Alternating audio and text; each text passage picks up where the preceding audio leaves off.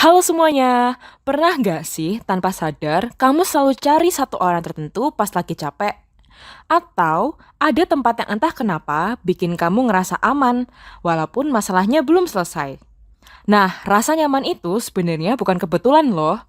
Dalam psikologi, pengalaman merasa dekat dan aman secara emosional ini dikenal dengan istilah attachment atau kelekatan. Nah, attachment itu bukan cuma soal hubungan di awal kehidupan loh, tapi juga tentang cara kita merasa aman, menghadapi stres, dan membangun kedekatan dengan orang lain sepanjang hidup. Secara umum, kelekatan atau attachment adalah hubungan emosional yang memiliki makna khusus antara satu individu dengan individu yang lain. Sedangkan menurut KBBI, kelekatan merupakan hubungan afektif yang bersifat khusus. Sejalan dengan itu, McCartney dan Daring menjelaskan bahwa attachment adalah ikatan emosional kuat yang terbentuk melalui interaksi dengan figur yang penting dalam kehidupan individu. Nah, umumnya orang tua. Dari pengertian ini dapat dilihat bahwa attachment selalu berkaitan dengan emosi, kedekatan, dan rasa aman. Ketiga unsur inilah yang nanti menjadi dasar dalam memahami bagaimana manusia membangun dan mempertahankan hubungan dengan orang lain. Melalui video ini, kami akan membahas berbagai definisi attachment dari para tokoh, lalu membandingkan persamaan dan perbedaannya, serta menyusun pemahaman yang lebih utuh mengenai konsep attachment. Yuk kita mulai. Nah, salah satu tokoh utama dalam teori attachment adalah John Bowlby pada tahun 1969. Bowlby menjelaskan attachment sebagai ikatan emosional antara bayi dan pengasuh utama yang berfungsi sebagai sumber rasa aman. Menurut Bowlby, pengasuh yang responsif membantu anak mengembangkan kemampuan mengatur emosi dan menghadapi stres. Ketika anak merasa terancam, ia akan mencari kedekatan dengan figur lekatnya untuk mendapatkan perlindungan. Pengalaman hubungan awal ini kemudian diinternalisasi dalam diri individu dan membentuk internal working model, yaitu cara seseorang memandang dirinya sendiri, orang lain, dan hubungan sosial secara umum. Model ini akan mempengaruhi bagaimana seseorang merespons stres, membangun kepercayaan, dan menjalin hubungan di masa remaja hingga dewasa. Definisi Bowlby menekankan bahwa attachment bukan sekedar kedekatan fisik, melainkan ikatan emosional yang memberi rasa aman secara konsisten. Rasa aman inilah yang memungkinkan individu untuk berani mengeksplorasi lingkungan, belajar dari pengalaman baru, dan kembali mencari dukungan saat menghadapi tekanan. Dengan demikian, Bowlby melihat attachment sebagai fondasi penting dalam perkembangan emosional dan sosial manusia. Pemikiran inilah yang kemudian menjadi dasar bagi peneliti attachment selanjutnya. Pada tahun 1978, Mary Ainsworth mengembangkan teori Bowlby melalui penelitian empiris yang dikenal dengan strange situation. Ainsworth tetap sepakat bahwa attachment adalah hubungan emosional antara anak dan pengasuh. Persamaannya dengan Bowlby, keduanya sama-sama menekankan pentingnya rasa aman dan responsivitas pengasuh. Namun, Ainsworth menunjukkan bahwa kualitas attachment tidak selalu sama pada setiap individu. Berdasarkan pengamatannya, Ainsworth mengidentifikasi beberapa pola kelekatan, yaitu secure attachment, ambivalent attachment, dan avoidant attachment.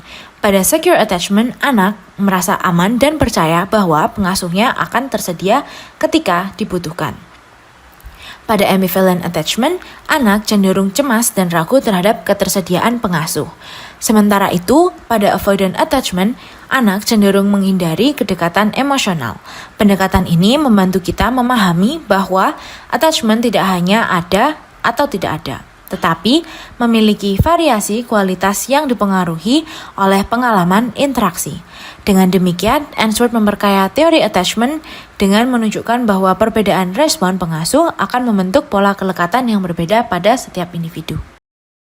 Pada tahun 1996, Colin menjelaskan bahwa figur kelekatan memiliki dua fungsi utama, yaitu secure base dan safe haven. Secure base memungkinkan individu merasa aman untuk mengeksplorasi lingkungan, sedangkan safe haven menjadi tempat berlindung saat mereka merasa tertekan. Sejalan dengan Bowlby dan Ainsworth, rasa aman tetap menjadi inti dari attachment ini. Namun, Colin menekankan bahwa kelekatan digunakan secara aktif dalam kehidupan sehari-hari. Pada tahun 2006, Park dan rekan-rekannya memperluas konsep ini dengan menyatakan bahwa attachment tidak hanya terbentuk dengan manusia, tetapi juga dengan objek atau tempat yang memberi rasa aman dan makna secara personal. Selanjutnya, masuk ke dalam definisi yang mutakhir, dimulai dengan Ali tahun 2021 menjelaskan bahwa attachment sebagai hubungan dua arah antara anak dan juga pengasuh, yang dimana anak menggunakan pengasuh sebagai dasar yang aman dan juga sumber perlindungan. Sementara itu, untuk Kohlhoff dan kolega tahun 2022 menekan bahwa attachment terbentuk melalui interaksi yang sensitif dan juga responsif secara berulang. Nah, interaksi ini membuat cara individu memandang ketersediaan dan keandalan figur lekatnya. Selanjutnya yaitu penelitian terbaru oleh Verhage dan juga kolega tahun 2023 yang menyatakan bahwa kelekatan pasti terbentuk dan yang membedakan adalah apakah kelekatan tersebut aman ataupun tidak.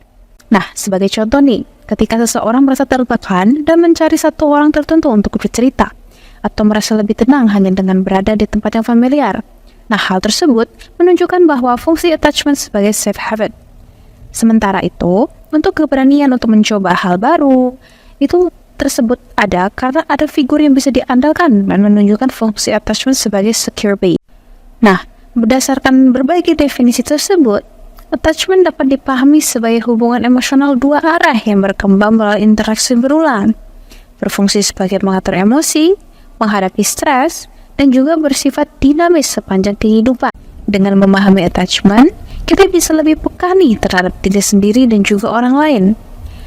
Ingat, bukan untuk menghakimi, namun untuk memahami. Sekian dari video kami. Terima kasih sudah menonton dan kiranya penjelasan kami bisa berguna untuk kehidupan sehari-hari. Terima kasih.